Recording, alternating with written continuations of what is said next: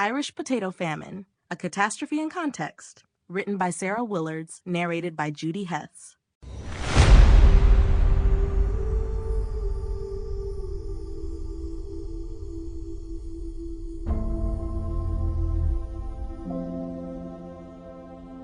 Chapter 1. The Background of the Irish Potato Famine. The Irish Potato Famine, one of the most devastating events in Irish history, did not occur in a vacuum, but was the result of a complex web of agricultural, social, and political factors that had been building for centuries.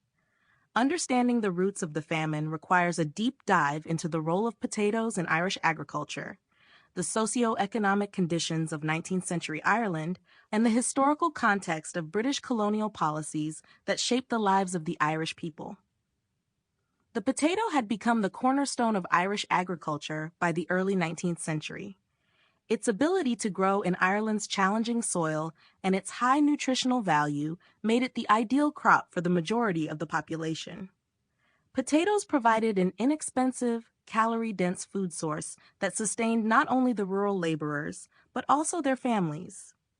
By the 1840s, the potato was so integrated into Irish life that it made up the bulk of the diet for the rural poor, with many families relying solely on it for sustenance.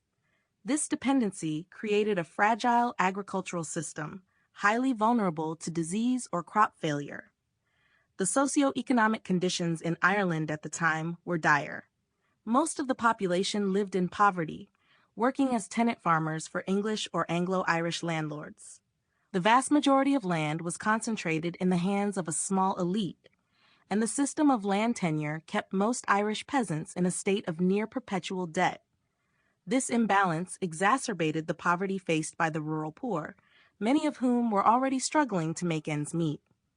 As a result, when the potato crop began to fail, the majority of Irish farmers had little in reserve and were left with few options for survival. The backdrop of the Irish potato famine cannot be understood without acknowledging the role of British colonial policies.